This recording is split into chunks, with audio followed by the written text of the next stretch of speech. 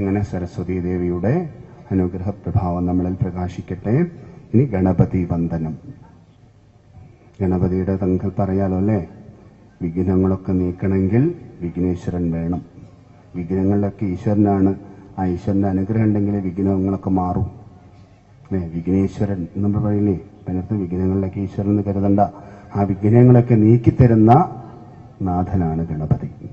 അതാണ് നമ്മൾ ആദ്യം ഗണപതി പൂജ ചെയ്യുന്നത്. എന്ത് തടസ്സമുണ്ടെങ്കിലും അവിടെ വ്യാഴം പ്രസാദിക്കണമെങ്കിൽ ഗണപതിയെ പ്രീതിപ്പെടുത്തണം.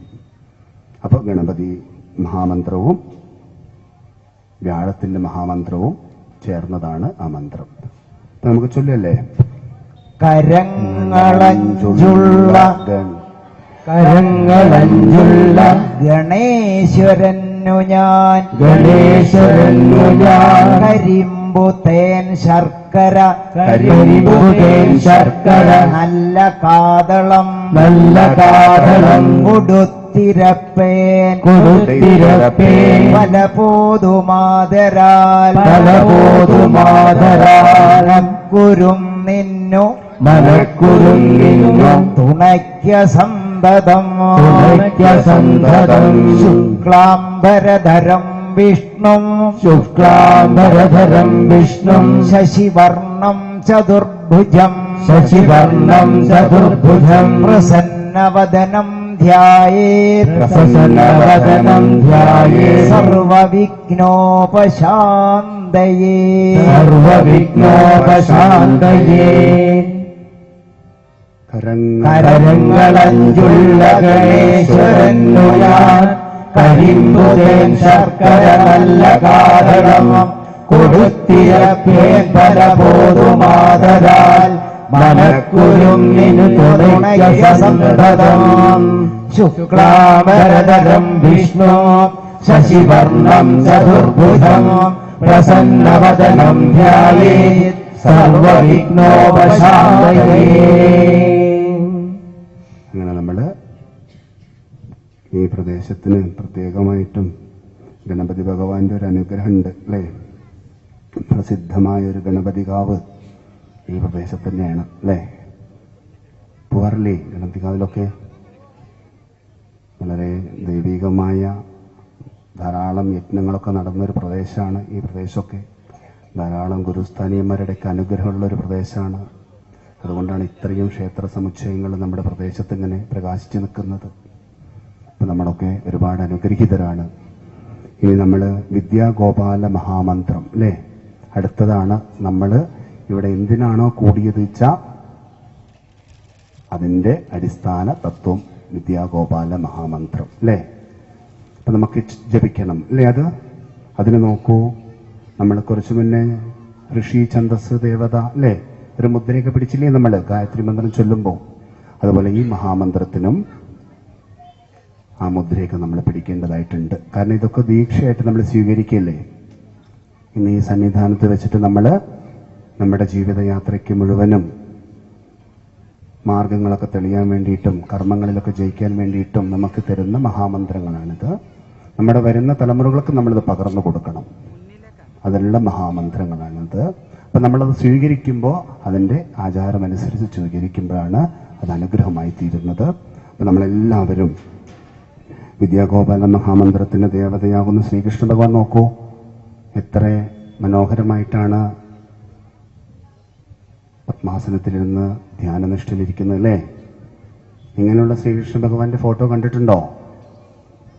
ശ്രീകൃഷ്ണ ഭഗവാൻ എല്ലാ അവസ്ഥയും തൊട്ട് ഓടക്കുഴലിൽ വിളിച്ചു നിൽക്കുന്ന ഭാവങ്ങളുണ്ട് അല്ലേ. ആനന്ദമായിട്ട് വൃന്ദാവനത്തിലുള്ളതായ ഭാവങ്ങളുണ്ട്. എല്ലാ ഭാവങ്ങളുണ്ട് കൃഷ്ണന്. അതുപോലെ നമ്മളും ഈ ഭാവത്തെ ഉൾക്കൊള്ളണം. നമ്മുടെയും ജീവിതത്തിലെ ധ്യാനവും ജപമൊക്കെ വേണം. അപ്പോഴേ നമുക്ക് ഉണർവുണ്ടാവൂ എന്നുള്ളത് ഭഗവാൻ കാണിച്ചു തരികയാണ്. അപ്പം നമ്മൾ ആ മുദ്ര പിടിക്കൂ, വലത്തെ കൈ ഉയർത്തി പിടിക്കൂ. ഇത് നമ്മൾ മനസ്സറിഞ്ഞ് സ്വീകരിക്കുക കേട്ടോ. ഈ തെളിയുന്ന ദീപവും അമ്മയൊക്കെ സാക്ഷിയാണ് ഈ മഹാമന്ത്രയജ്ഞം നമുക്ക് തരുന്ന മുഹൂർത്തത്തിൽ. ആ വിളക്കിനെയും അമ്മയുടെ തൃപ്പാദങ്ങളെയൊക്കെ മനസ്സാ സ്മരിച്ചുകൊണ്ട് ശിരസാ നമിച്ചുകൊണ്ട് ഈ മഹാമന്ത്ര സങ്കല്പം ഇവിടെ നിറവേറ്റുകയാണ്. നമ്മളെല്ലാവരും പ്രാർത്ഥിക്കുക. മുദ്ര പിടിക്കൂ, മൃഗമുദ്ര പിടിക്കൂ. ഏതൊക്കെ വിരലാണ് സ്വാമി പറഞ്ഞത്? ചെറുവിരലും ചൂണ്ടാണി വിരലും മാറ്റി പിടിക്കൂ. മോതിര വിരലും നടുവിരലും പെരുവിരലും ചേർത്ത് പിടിക്കൂ. ശ്രദ്ധിച്ചോ? എന്നിട്ട് ശിരസിൽ വെക്കുക. ഓം ശ്രീ നാരദ ഋഷി. ഓം ശ്രീ നാരദ ഋഷി. നേരെ മേൽചുണ്ടിൽ വെക്കൂ. അനുഷ്ടുച്ഛന്ദഃ. അനുഷ്ഠച്ഛന്ദഃ. നേരെ ഹൃദയത്തിൽ വെക്കൂ. ശ്രീകൃഷ്ണ പരമാത്മാ ദേവത. ശ്രീകൃഷ്ണ പരമാത്മാ ദേവത.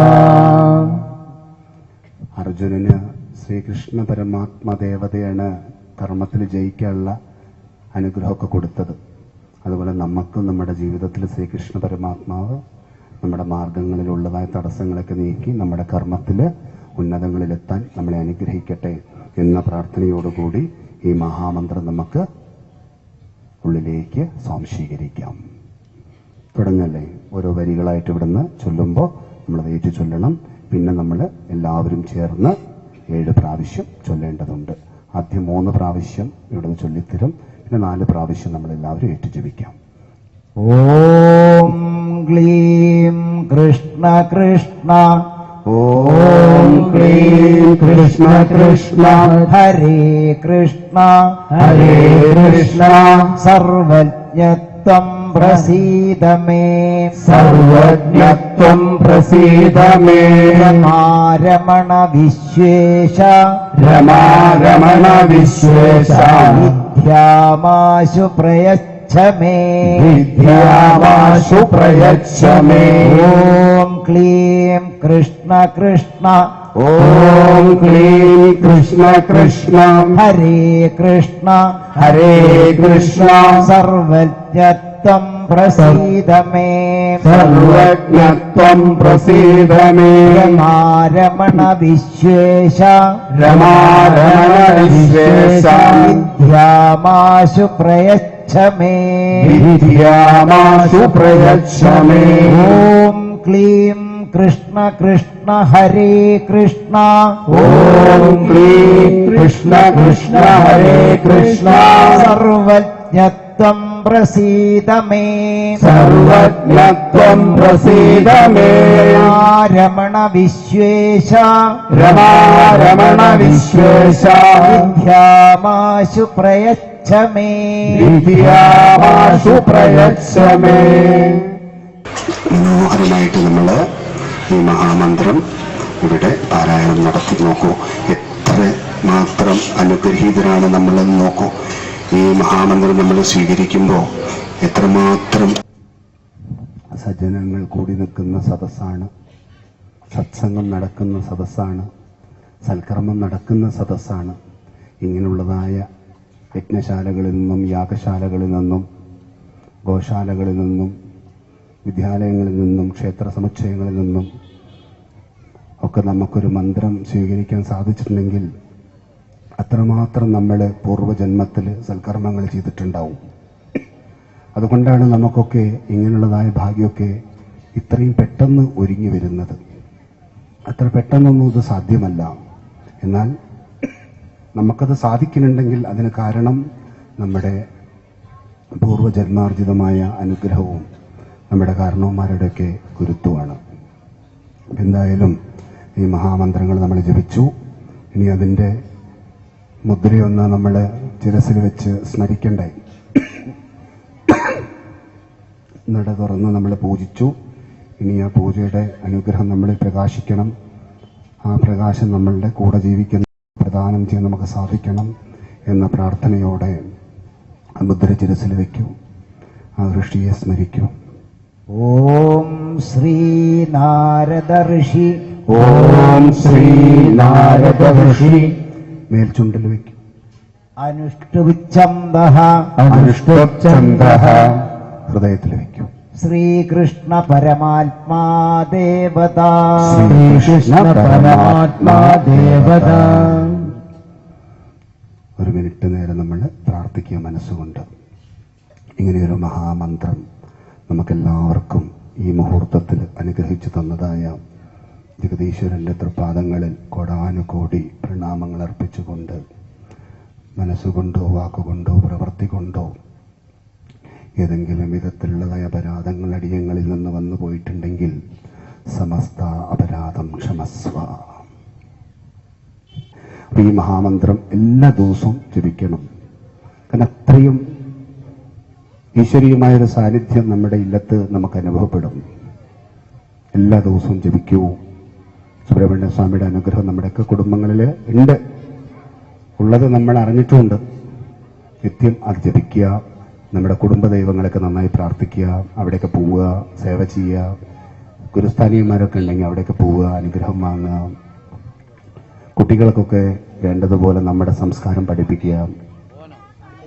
വിളക്ക് കാണിച്ച് തൊഴുകൂ എന്നല്ല പറയേണ്ടത്, വിളക്കൊരുക്കി വെച്ച് തെളിയിപ്പിക്കൂ കുട്ടി എന്ന് പറയണം.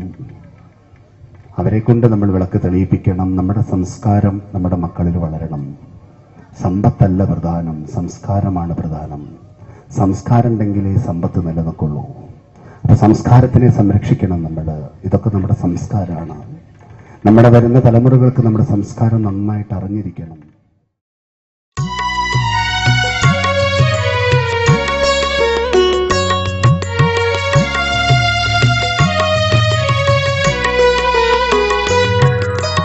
ഓം ഗുരു ബാബാ, ജയ ഗുരു ബാബാ, ശരവണ ബാബാ, ഗുരു ബാബാ.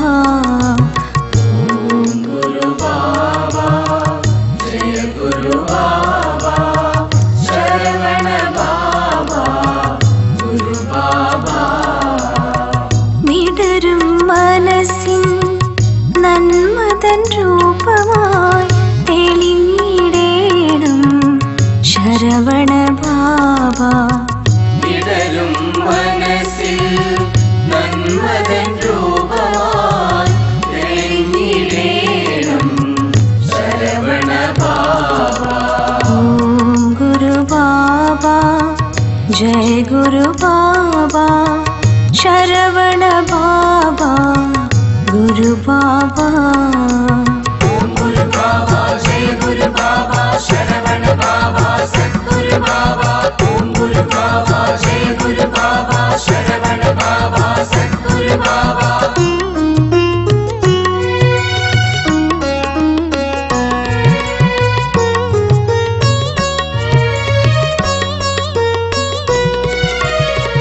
ഒരു വഴി അറിയാതെ അലയും ഞങ്ങളെ സ്വരശ്രുതി അലയാ മാറ്റിയ ബാബാ. ഒരു വഴി അറിയാതെ അലയും ഞങ്ങളെ സ്വരശ്രുതി അലയാ മാറ്റിയ ബാബാ.